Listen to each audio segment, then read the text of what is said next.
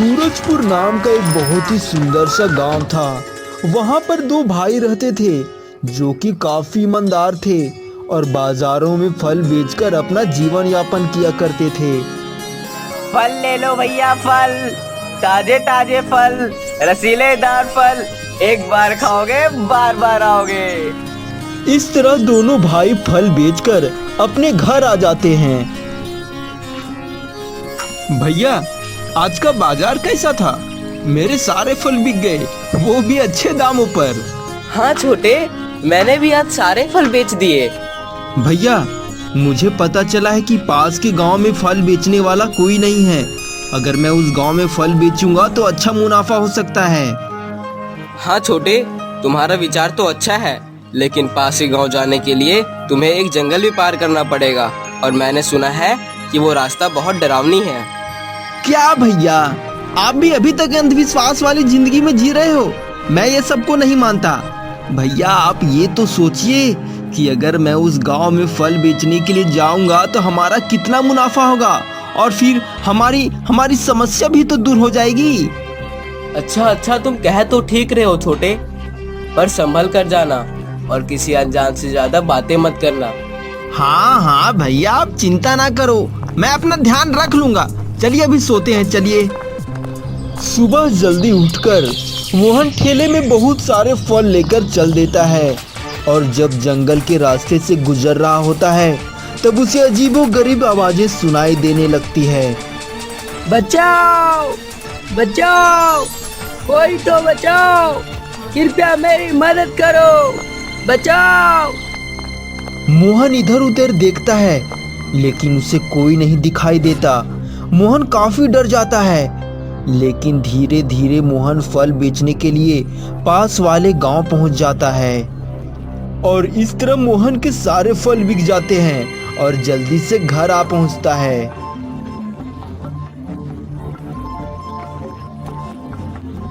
अरे छोटे, तू इतना जल्दी आ गया? बता, आज का दिन कैसा था? भैया, आज तो हमारा सारा फल ही बिक गया, वो भी अच्छे दामों पर।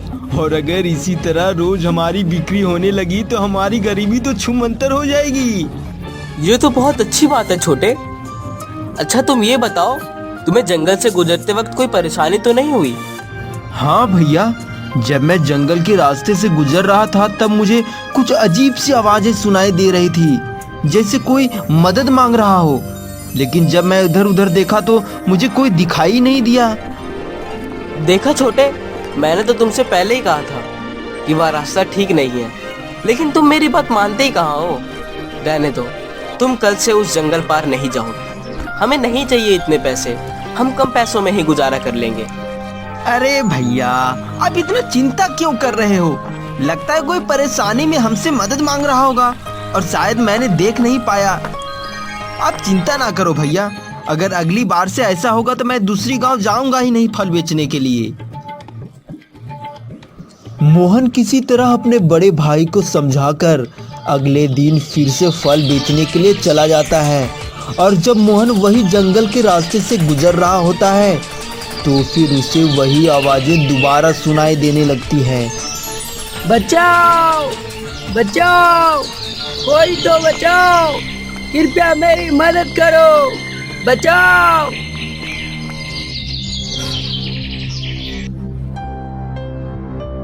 ये किसकी आवाज है और कोई दिखाई क्यों नहीं दे रहा? कौन हो भाई, और आप दिखाई क्यों नहीं दे रहे हो? क्या तुम मेरी आवाज सुन सकते हो? हाँ, मैं तुम्हारी आवाज सुन रहा हूँ, पर तुम कौन हो? सामने तो आओ। अरे भाई, तुम्हारे पास जो पेड़ है मैं वही बोल रहा हूँ। अरे, ये तो कोई मायावी पेड़ लग रहा है और तुम बातें भी करते हो। ये कैसा चमत्कार है? मैंने अपनी पूरी जिंदगी में ऐसा पेड़ नहीं देखा जो कि बातें करता हो। मित्र, मैं एक श्रापित पेड़ हूँ और इस श्राप से मुक्त करने में तुम ही मेरी मदद कर सकते हो। पर मैं तुम्हारी मदद कैसे कर सकता हूँ, और सिर्फ मैं ही क्यों? क्योंकि जो व्यक्ति ईमानदार और नेक दिल इंसान होगा वही मेरी आवाज सुन सकेगा, और तुम एक नेक दिल इंसान हो, इसलिए तुम मेरी आवाज सुन पा रहे हो। अच्छा ठीक है, मैं तुम्हारी मदद करने के लिए तो तैयार हूँ, लेकिन पहले ये तो बताओ कि तुम श्रापित पेड़ कैसे बने। बताता हूँ मित्र, मैं श्याम हूँ और आज से 100 वर्ष पहले की बात है, जब मैं तुम्हारी ही तरह फल बेचता था और एक दिन मेरी दुकान पे एक बाबा आए। बेटा, मैं बहुत दूर से आ रहा हूँ और मुझे बहुत जोर की भूख लगी है, कुछ फल खाने को दे दो बेटा। बाबा, आपके पास पैसे हैं क्या? नहीं है बेटा, लेकिन मैं पैसे दे दूंगा। पता नहीं कहाँ कहाँ से चले आते हैं भीख मांगने के लिए। जेब में एक फुटी कौड़ी नहीं है और इन्हें महंगे महंगे फल खाने हैं। चलिए चलिए, जाइए यहाँ से, अपना रास्ता नापिए। बाबा श्याम की बातें सुनकर वहाँ से चले जाते हैं और एक पेड़ के नीचे ध्यान में बैठ जाते हैं। तभी श्याम उसी रास्ते से गुजरने लगता है।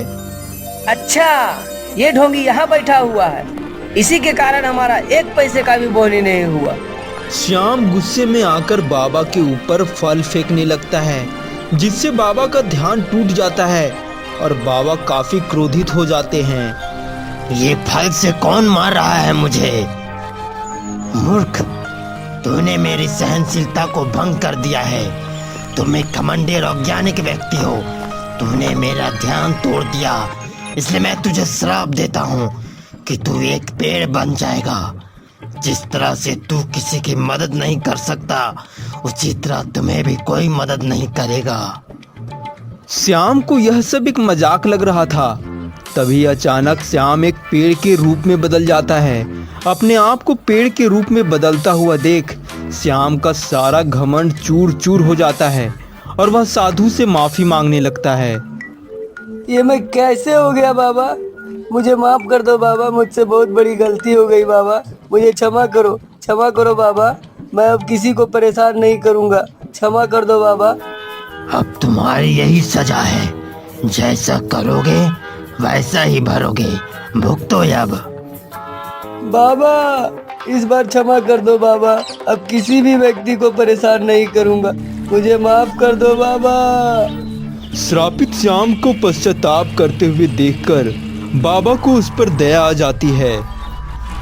देखो श्याम, अगर तुझे अपनी गलती का एहसास है तो ठीक है, मैं अपना श्राप तो वापस नहीं ले सकता, लेकिन तुझे इसका उपाय बता सकता हूँ। अगर किसी ईमानदार और नेक दिल इंसान तुम्हारा आवाज़ को सुन पाता है तो वही इंसान तुम्हारा मदद कर सकता है। और जो मैं तुम्हें उपाय बता रहा हूँ तुम उसको बताना। अच्छा तो ये बात थी। अच्छा ठीक है, मैं तुम्हारी मदद करने के लिए तो तैयार हूँ, लेकिन तुमने तो ये नहीं बताया कि बाबा ने ऐसा कौन सा उपाय बताया है। उपाय थोड़ा मुश्किल है, क्या तुम कर पाओगे मित्र? देखो मित्र, पहले उपाय तो बताओ, कर पाऊंगा या नहीं ये उपाय सुनने के बाद ना पता चलेगा, लेकिन मैं पूरी कोशिश करूंगा कि तुम श्राप से मुक्त हो जाओ। ठीक है तो सुनो, यहाँ से कुछ दूर पर एक गुफा है, उसके अंदर एक बोतल में जल रखी है, उसको बाबा ने ही रखा था। उस जल को मुझ पर छिड़कने से मैं श्राप मुक्त हो जाऊंगा। अरे मित्र, यह तो बहुत ही आसान है, इसमें कठिन क्या है? अरे मित्र, यह सुनने में आसान है, लेकिन जैसे ही उस गुफा के अंदर प्रवेश करोगे तो तुम्हें ढेर सारा सोना चांदी हीरा मोती देखने को मिलेगा। अगर तुम लालच में आकर सोना चांदी वहां से लेने का प्रयास करते हो तो उस गुफा का दरवाजा हमेशा हमेशा के लिए बंद हो जाएगा। ठीक है मित्र, तुम फिक्र मत करो, मैं पानी से भरी बोतल को अवश्य लेकर आऊंगा। मोहन पेड़ के कहने पर गुफा की ओर चल जाता है और गुफा के अंदर पहुंचने के बाद मोहन चारों तरफ देखता है। इतना सारा सोना चांदी, अगर मैं सोने से भरी एक थैला भी ले लूं तो हमारा जीवन तो आसानी से कट जाएगा। तभी मोहन को श्रापित पेड़ की कही हुई बात याद आती है। नहीं नहीं मोहन, सोने चांदी के लालच में नहीं आना है, मुझे बस पानी का बोतल चाहिए। तभी मोहन को वो बोतल दिखाई पड़ती है और वह बोतल को वहां से उठाकर श्रापित पेड़ के पास आ पहुंचता है और जल से छिड़काव करता है। तभी श्रापित पेड़ वापस से इंसान के रूप में आ जाता है। मित्र, मैं तुम्हारा कैसे शुक्रिया अदा करूं? मुझे कुछ समझ में नहीं आ रहा है। तुमने मुझे फिर से एक नया जीवन दान दिया। तुम्हारा बहुत बहुत धन्यवाद मित्र।